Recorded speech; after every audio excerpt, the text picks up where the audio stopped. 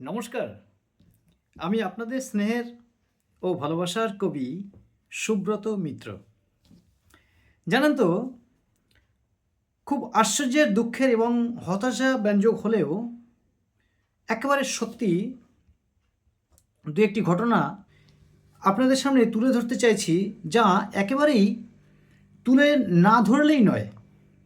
জানেন তো জানেন তো কিছু মানুষ ভীষণ অন্তর্যামী হয়ে উঠেছেন।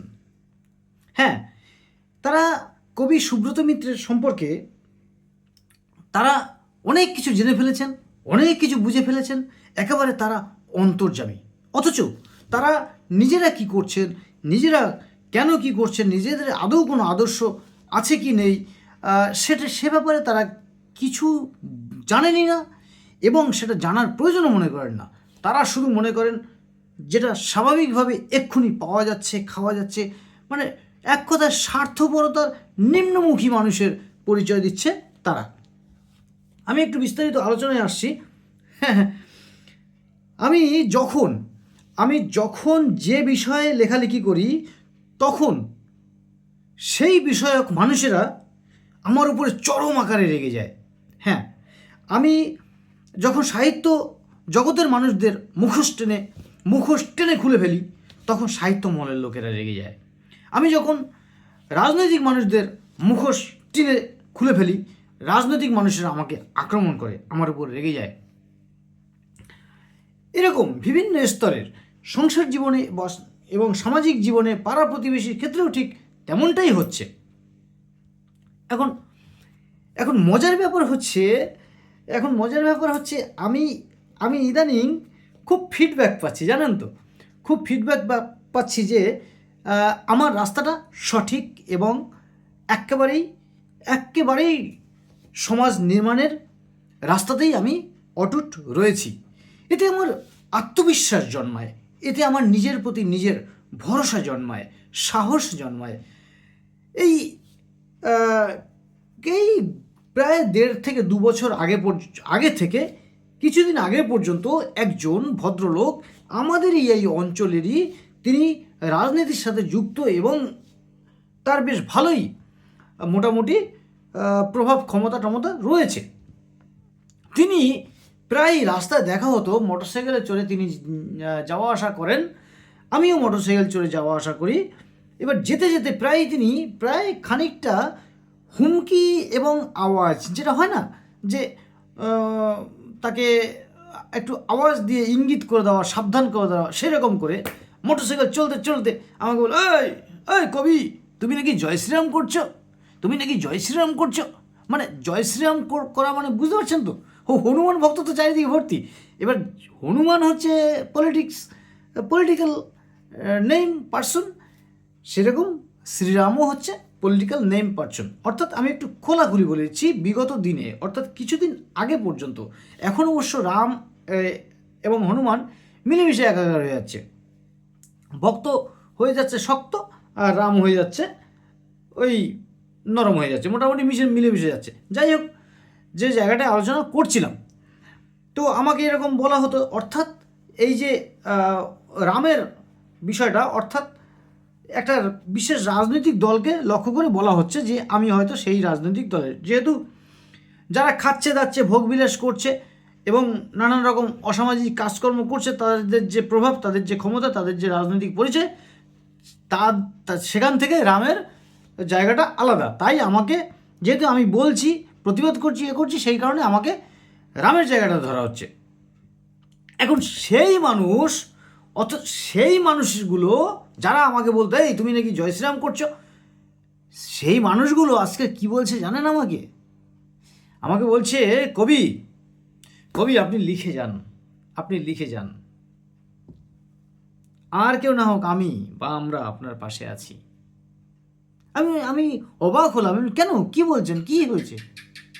বলছে না, জানেন না, তারা রীতিমতো দুঃখিত, ব্যথিত, যন্ত্রণায় ভুগছে। হ্যাঁ, আমাদেরই খুব দূরের নয়, কাছাকাছির মানুষেরা। অর্থাৎ আমি কিন্তু কোনো রাজনৈতিক মানুষ নই এবং রাজনৈতিক ছত্রছায়ায় বা কোনো পতাকার তলায় দাঁড়িয়ে কোনো বক্তব্য লিখি না, ঝান্ডা নিয়ে ছুটি না, কিন্তু সেই ঝান্ডা নিয়ে ছোটা মানুষেরই একটা বড় অংশ তারা আমার নীতি আদর্শকে আজকের মান্যতা দিতে চাইছে। এর পাশাপাশি আজকের দিনেও বেশ কিছু সংখ্যক মানুষ আছে, তারা এখনও আমাকে আক্রমণ করে যাচ্ছে, এখনও আমাকে লাগাতার আক্রমণ করে যাচ্ছে। এই গত সপ্তাহে আমাকে রীতিমতো আমার সম্মান কলুষিত করেছে সমাজ মাধ্যমে এক একটা মন্তব্য এবং বক্তব্যের দ্বারা। এই কয়েকদিন আগে আমার একটা ফেসবুক পোস্ট ডিলিট করে দিতে বলা হয়েছে। হ্যাঁ, বলা হয়েছে, আমি ডিলিট করতে বাধ্য হয়েছি। এবং এই সামাজিক মাধ্যমের কতিপয় মহামান্য হনুমান ভক্তরা, নোট করবেন, এরা হনুমান ভক্তরা নিজেদের চরিত্রের দিকে না তাকিয়ে আমার বদনাম করতে এগিয়ে আসেন। কিন্তু আমি নিশ্চিত, যদি কখনো ক্ষমতার রদবদল হয়, এরাই কিন্তু দেখবেন রামের পিছন ঘুরঘুর করবে। হ্যাঁ, এটাই বাস্তব। কবি সুব্রত মিত্র কিন্তু সেদিন ওই খাইদাস রামের বিরুদ্ধে কথা বলবে, কারণ কবি সুব্রত মিত্র খেতে আসেনি।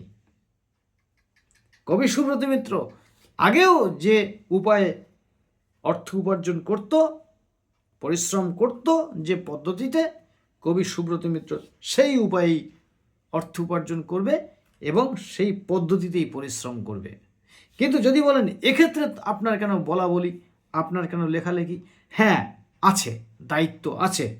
আমি একজন কবি হিসেবে আমার দায়িত্ব আছে, থাকবে। সবাই তো পাওয়ার জন্য করে না, দেওয়ার জন্য তো কেউ করতে হবে, বলুন। ইদানিং আবার আমাদের অঞ্চলের কিছু অন্তর্যামী তারা আমার রাজনৈতিক পরিচয় নির্ধারণ করে বেড়াচ্ছেন। ওই যে বললাম কিছুক্ষণ আগে, তারা ঘুরে যখনই আতে খা লাগছে তখনই টিকি ধরে টানছে কবি সুব্রত মিত্র ওই দলের, কবি সুব্রত মিত্র ওই এর, কবি সুব্রত মিত্র রামের, এটা সেটা, এরকম ধরনের তারা করে বেড়াচ্ছে। কবি সুব্রত মিত্র ওই দল করে, এই লেখে, সেই লেখে, ইত্যাদি ইত্যাদি ইত্যাদি। এখন আমি তাদেরকে একটা প্রশ্ন করতে চাই, হ্যাঁ, আমি কবি সুব্রত মিত্র তাদেরকে একটা প্রশ্ন করতে চাই। কবি সুব্রত মিত্র কি কোনো দলের ঝান্ডা নিয়ে ছুটছে? কবি সুব্রত মিত্র কি কোনো দলের ঝান্ডা নিয়ে ছুটছে? দেখছেন কি? হ্যাঁ, একটা সময় ভেবেছিলাম, করেছিলাম, তারা আজকে আমার আত্মমর্যাদা রাখছে নাকি তারা নিজেদের আত্মমর্যাদা রেখেছে? কবি হিসেবে নিজের দায়িত্ব পালন করছে সে। হ্যাঁ, কবি সুব্রত মিত্র কোনো মিটিংয়ে যাচ্ছে না, মিছিলে যাচ্ছে না, কোনো রাজনৈতিক পতাকার তলায়, ঝান্ডার তলায় আশ্রয় নিচ্ছে না। কবি সুব্রত মিত্র সে তার স্বতন্ত্র ভূমিকায় নির্ভীকতার সাথে নিজের দায়িত্ব এবং কর্তব্য পালন করছে। কি সেই দায়িত্ব এবং কর্তব্য? একজন কবি হিসেবে, একজন সমাজকর্মী হিসেবে, একজন সচেতন নাগরিক হিসেবে তার যা করণীয়, যা বলার, সেটা সে করবে, সেটা সে বলবে, যা লেখার সেটা সে লিখবে।